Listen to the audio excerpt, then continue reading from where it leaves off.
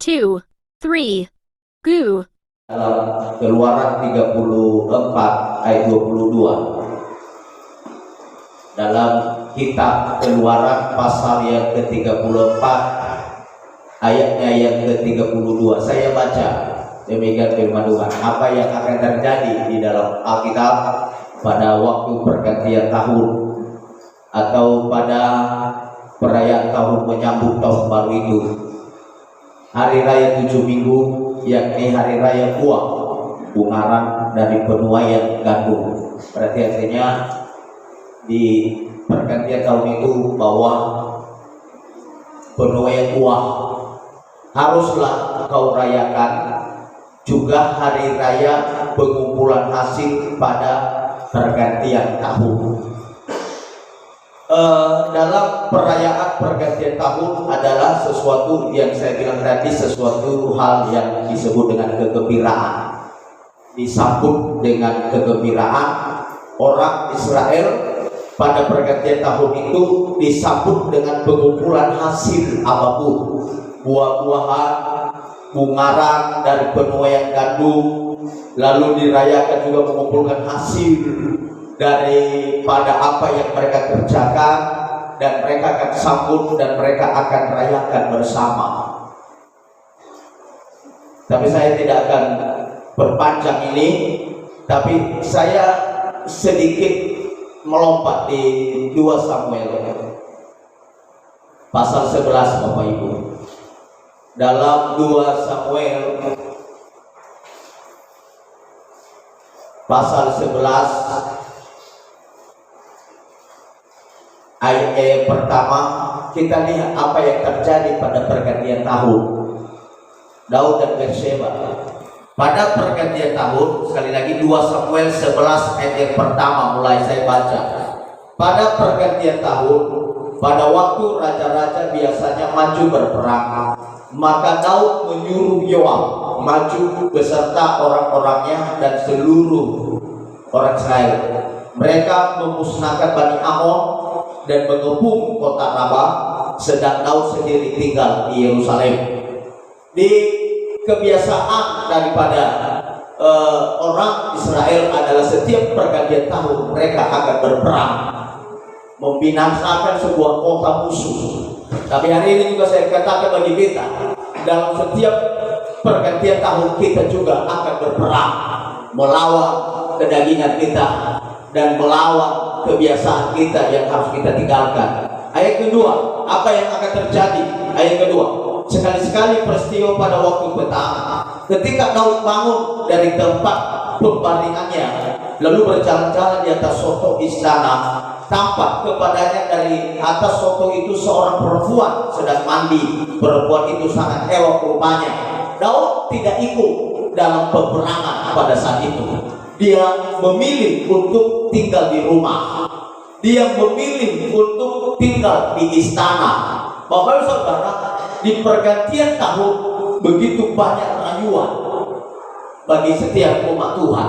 Hari ini pun kan pasar kan sangat mengganggu bagi orang yang jualan, Saudara, secara khusus.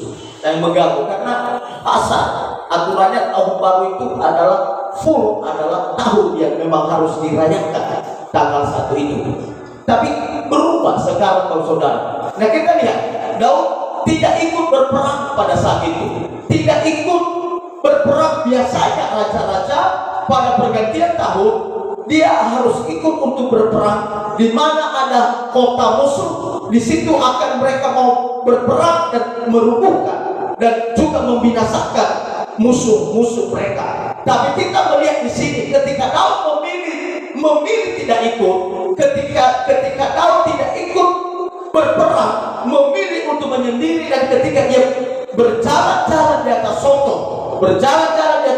di teras rumah atas, itu soto di teras rumah atas bertingkat 2 atau tingkat berapa, yang penting teras tingkat atas, bukan di bawah, itu soto. Nah, ketika dia berjalan-jalan di atas soto itu, maka mulailah dia melihat perempuan yang mandi. Itu godaan. Ketika dia melihat perempuan yang mandi, lalu dia perhatikan, dia menyelidiki, oh siapa perempuan ini, cantik, elok. rupanya istri orang, Berseba. Nah, ketika dia tidak ikut berperang, maka apa yang terjadi sama dia? Bahwa ketika dia tertarik karena dia melihat perempuan yang mandi, maka orang menyuruh dia. Kita berarti ayat 2 berkata ayat 3. Lalu Daud menyuruh orang bertanya tentang perempuan itu dan berkata, dan orang berkata, itu adalah Berseba binti Eliam, istri Uria orang Het itu. Ayat 4 berkata, ini perbuatan jahat Daud. Ayat 4, setelah itu, sesudah itu Daud menyuruh orang mengambil dia. Bayangkan, disuruh orang mengambil dia secara paksa, disuruh orang mengambil dia. Perempuan itu datang kepadanya, lalu Daud tidur dengan dia. Perempuan itu baru selesai membersihkan diri dari kenajisannya, kemudian pulanglah perempuan itu ke rumahnya.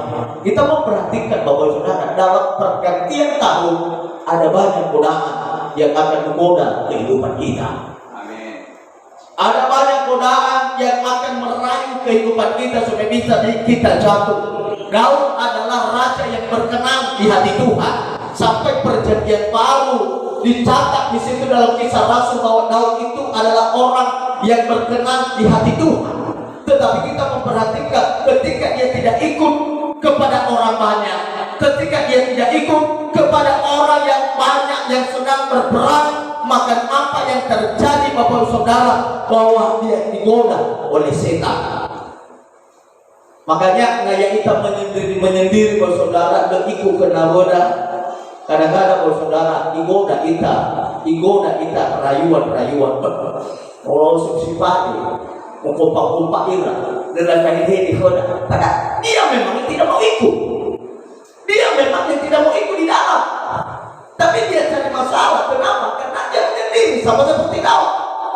Digoda oleh matanya, digoda oleh setan, sehingga dia mengambil istri orang. Dan itu yang disebut bahwa dalam Alkitab beberapa perempuan yang diambil oleh Daud, dan hanya istri Uria inilah yang Tuhan berkata bahwa kejahatan yang luar biasa yang dilakukan oleh Daud, sehingga anak pertama mereka mati. Dan bukan hanya itu, ketika dia sudah mengambil perempuan ini, ketika dia sudah mengetahui bahwa sudah mengandung, maka dia ambil cara bagaimana supaya Uria mati.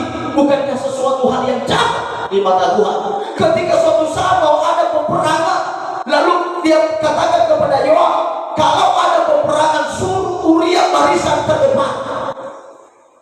Tujuan Daud adalah supaya dia mati. Kalau dia mati, istrinya ku ambil. Ini tuh kata Daud, dan itu adalah sangat jahat di matanya, sangat jahat di mata Tuhan, sangat jahat di mata orang, saudara. Tapi kita memperhatikan, itu mengakibatkan karena dia menyendiri tidak ikut berperang untuk dalam pergantian tahun itu, Bapak Saudara. Makanya dalam setiap gereja kita bahwa ada ibadah penutupan tahun, artinya kita berperang. Amin. Kita berperang meninggalkan kesalahan kita. Kita berperang meninggalkan setiap problem kita yang sudah kita lakukan. Tapi kita raih suatu hal-hal yang baru. Dalam kali dia berkata, hidupku bukanlah aku lagi, melainkan Kristus yang hidup di dalam aku. Kalau hidup kita bukanlah hidup kita lagi, melainkan Kristus yang hidup di dalam hidup kita, maka mulai 2022, marilah kita bergandengan tangan. Amin. Kalau gembala tidak memperdulikan tahun 2021, itu adalah kelemahan. Itu adalah kelemahan. Bagaimana caranya supaya kita bisa menutupi itu? Karena gembala itu manusia biasa, yang banyak kelemahan, banyak kekurangan, banyak keterbatasan. Justru kita akan menutupi itu. Bapak Saudara, mari kita bergandengan tangan. Bapak Saudara, ketika pelayanan maju, maka kemuliaan Tuhan kan besar di situ. Ketika pekerjaan Tuhan maju, maka yang bangga pun siapa? Kita, Bapak Saudara. Nah, oleh sebab itu, hari ini saya katakan bagi kita adalah dalam pergantian tahun itu, di dalam Keluaran berkata bahwa pergantian tahun adalah mempersembahkan setiap apa yang mereka dapatkan kepada Tuhan. Mereka mengumpulkan setiap hasil-hasil mereka, buah, bunga mereka akan bawa kepada Tuhan. Dalam penuaian kagum mereka akan persembahkan kepada Tuhan yang terbaik. Dan bukan hanya itu saja, dalam 2 Samuel kan berkata bahwa dalam pergantian tahun itu juga adalah berperang. Mungkin kita tidak seperti mereka berperang membunuh orang. Sampai hari ini apa yang harus kita perangi dalam diri kita, bukan diri orang lain, tetapi harus kita perangi yang ada dalam diri kita adalah kedagingan. Amin. Kedagingan, pemberontakan, kecemburuan, itu yang harus kita hilangkan, kikis dalam setiap hidup kita, saudara, supaya jangan muncul satu kecemburuan itu dalam setiap hidup kita, saudara. Ketika kita ikut bersama dengan orang banyak, maka saya yakin godaan yang akan menggoda itu tidak akan makan sama kita, karena kita bersama. Ada ilustrasi saya dan saya akhiri, adalah binatang yang paling lemah itu lebah, tapi binatang yang paling kuat adalah serigala dan harimau dan singa. Itu ganas, itu binatang yang paling ganas.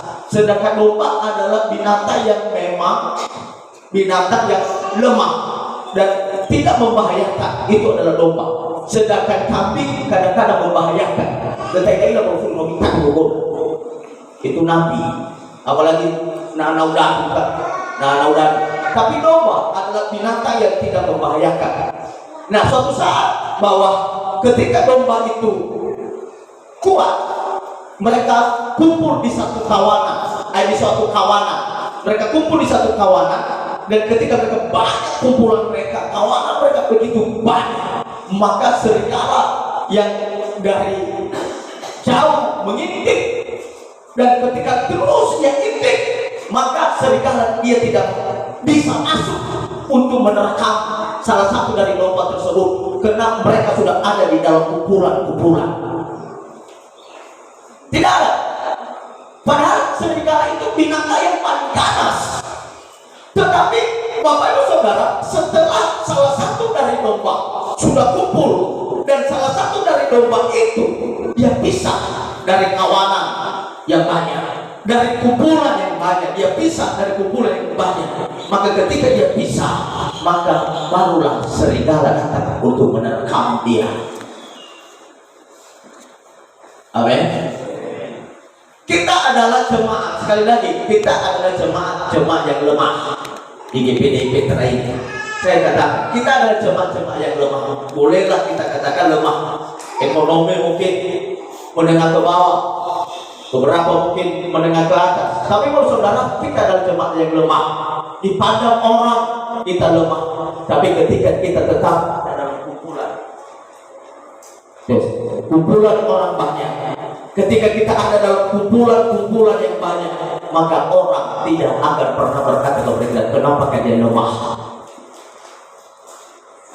Kenapa? Karena kita ada dalam kumpulan yang banyak. Tapi ketika kita pisah dari kumpulan orang banyak itu, maka orang lain berkata,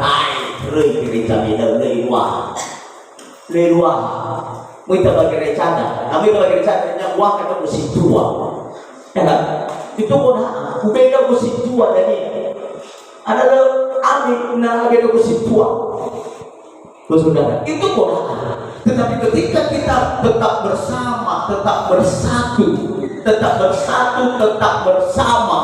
maka saudara, orang pun tidak akan bisa untuk memisahkan kita. Tidak ada satupun orang yang bisa menggoda kita. Tidak ada satupun yang datang untuk bisa melemahkan iman kita.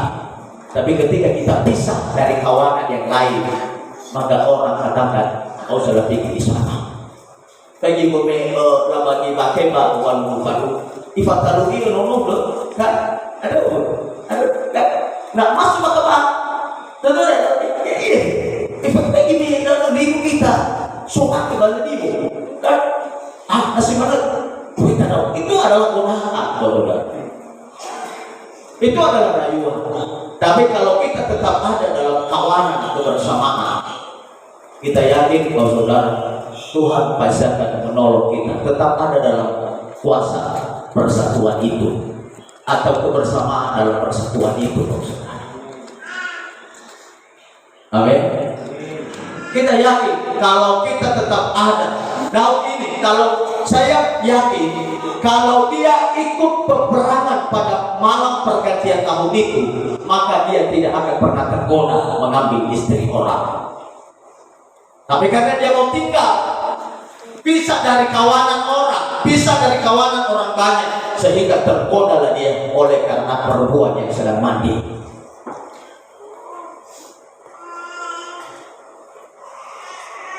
Hari ini saya katakan kepada kita bahwa hendaklah kita tetap hidup dalam persatuan. Ini awal daripada 2022. Kenapa saya katakan di dalam sebuah jemaat ini kita ada dalam persatuan, saudara? Di dalam sebuah jemaat ini, sebenarnya, amin. Awal daripada tahun 2022 ini, saya akan katakan bagi kita hidup di dalam kuasa persatuan. Ketika kita hidup dalam kuasa persatuan, tidak ada satupun yang bisa melemahkan iman kita. Tuhan masih melindungi kita. Tuhan masih akan tolong kita. Tuhan masih akan berkati kita. Di mana kita bersama, saudara, maka di situ Tuhan akan tolong kita. Sekali lagi, ini adalah satu tema kehidupan kita. Hiduplah dalam persatuan. Hiduplah dalam kuasa persatuan dari Tuhan. Amin. Ini tema sepanjang tahun dalam diri kita. Kita bangun persatuan, kita bangun kebersamaan. The power of unity. Kalau kita hidup di dalam ini, saya yakin bahwa kita pasti akan kuat. Masalah orang, masalah teman kita adalah masalah kita bersama. Kesulitan teman kita adalah kesulitan kita bersama. Bukan namo dona masalah ya kemoy dunia. Nah, bukan jiwa orang yang mau bersatu, tapi jiwa orang yang mau bersatu. Waduh, saya tidak bisa bantu dia, tapi hanya saya berdoa supaya Tuhan campur tangan dalam masalah itu. Itu jiwa orang yang hidup dalam persatuan Bapak Ibu. Amin. Oleh sebab itu, ini awal kita akan bangun kebersamaan, kita akan bangun persatuan. Karena itu yang Tuhan kehendaki juga dalam setiap hidup kita. Jangan pisah dari kawanan. Ketika domba pisah dari kawanan domba, sekalipun domba itu adalah binatang yang lemah, tapi ketika dia tetap hidup dalam kawanan, maka serigala apapun, binatang-binatang buas tidak akan pernah bisa untuk menerkam. Tapi ketika domba itu pisah dari kawanan yang banyak, maka binatang buas akan menerkamnya. Demikian juga kita dalam setiap hidup kita. Ketika kita tetap hidup dalam kawanan-kawanan kebersamaan, tidak ada satupun yang bisa melemahkan iman kita. Tapi ketika kita pisah dari kawanan kebersamaan, maka orang pasti akan datang untuk melemahkan iman kita. Kita berdoa sama Tuhan. Shalom.